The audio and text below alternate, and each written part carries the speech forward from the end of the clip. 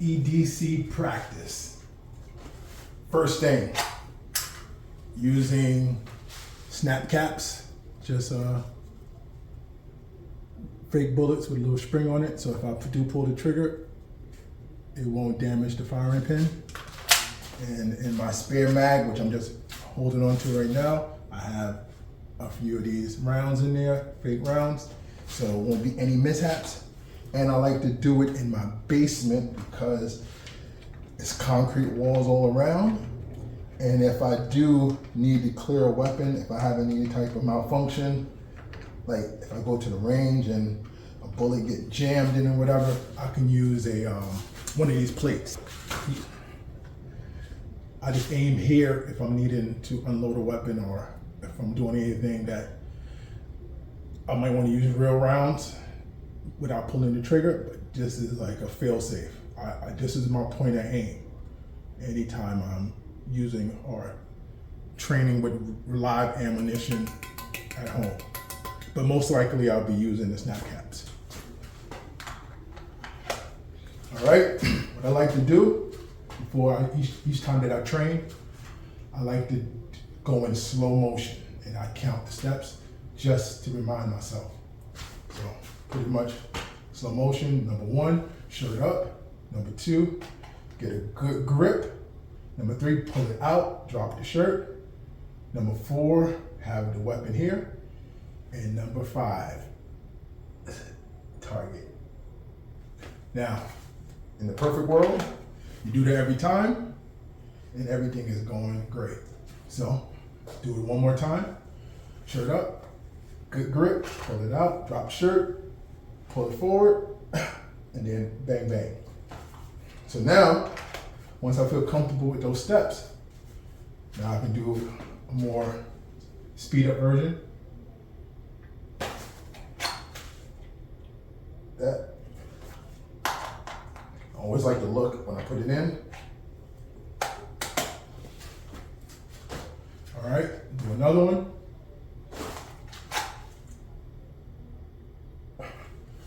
Felt good. Sometimes I like to do a step back just in case if I need to create a space in front of me. If the bad guy is too close up to me or whatever, I'll pull my shirt up, take a step back, and aim. Give a little space in front of me rather. Same deal. Actually, I feel more comfortable that way because like I'm getting more into position and I feel more steady. However, you know, if you're in emergency situations, you're like this, you might not have any time, so you just have to get off rounds. So, and you just bang, bang, bang. So I usually do this for about 30 minutes every few days. I don't really do the reload mag, dropping mag stuff much, especially not in my basement because this is concrete floors. And I hate to damage these mags because they, especially when it comes to SIGs, they're very expensive. But you know, unfortunately in my state, we're only allowed 10 rounds. So hopefully you have those 10 rounds, that'll be more than enough to stop the threat. And if you have to reload, if you unload all 10 of your rounds, odds are there's a good chance if you practice, your threat has either left us in one way or another, or you in trouble. Either way, it's good to have extra mags. You know, I would love to have 15 in this guy, but unfortunately, it is what it is. So I just keep on doing this for like 30 minutes, get used to it.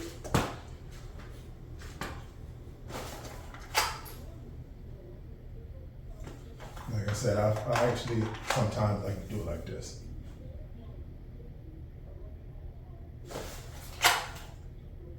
I feel very comfortable like that. That's it, you gotta practice. Like this time I didn't really spend too much time pulling the trigger because I go to the range actually to live fire. And in my range I can carry, of course, and I have my weapon right here. So as long as I'm in that port, I have about a few feet that I can step out as long as I'm within that line. And I can actually get the firing out. So, you know, unfortunately you can't shoot in your basement, at least you shouldn't be. But like I said, it's concrete all around me, which I don't have any live ammunition, but if a live ammunition happened to go in there, you know, it's a safe as far as I'm surrounded by concrete and I'm facing away from the boiler and the water heater and the deep freezer. I'm facing just a brick wall that is going into the dirt, you know. And my gas stuff is on the other side of the other side of the basement. So straightforward. So yeah, I just continue, get used to it, get comfortable, and that's it. You know, get comfortable. You'd rather train and be prepared for the worst and never worry about it than the worst come and you're not worried. I mean, you have to think about it. It should just be automatic. Yeah, I feel comfortable. All right. There's actually one thing I want to mention. It's very important. This finger right here, this is your trigger finger for those who don't know. I see too many people have their fingers either too close to the trigger or on the trigger, and for safety reasons, you do not want that finger on the trigger. For some people, it might make all the sense in the world not to have your finger on the trigger, but for people out there who are new to firearms or maybe never trained in firearms but owns it because they can, you know, especially in places now that you could constitutional carry or permitless carry, that people that are not trained, they can go buy a gun and they carry it, and the first thing to do is have their finger on the trigger or right here. Everything is here. No, have it here. It takes milliseconds to get it from here to the trigger. But the key is you're not going to pull this by mistake when it's right here. You keep your finger here. Not over here, not under here. The finger right here on the slide. Very, very, very important. And then when you reholster it in your weapon, same thing. Have your finger on the side, you put it down, and that's it. Have your finger, even when you pull it out, have your finger here. Once you acquire your target, then slide it down. See how quick it is to slide straight down? Very simple.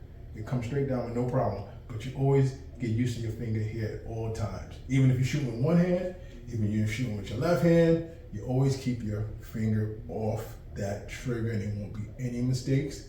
Because sometimes you might have to pull your weapon and it could be a situation that you are trying to defend yourself, but you don't have to take the shot. You defend yourself and pulling the trigger might be a last resort, but you're defending yourself. It might be a situation that you pull your gun, aim at something, and that something retreats.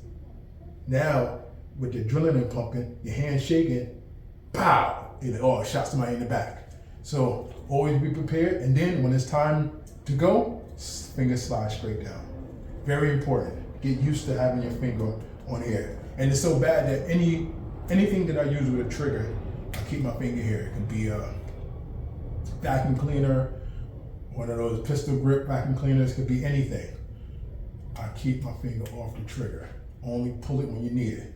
Don't walk around here. This is some person without training, and these are the people that we get blamed for. The people that walk around with their fingers like this or pull out their gummy fingers all over here. And then you wonder how people get shot by mistake. That's how they get shot. Pull it out, talking, pow, oh shoot, finger here, all times. You can hit this all day long, the gun will not go off. All right, that's it. That's one little soapbox rant. Peace.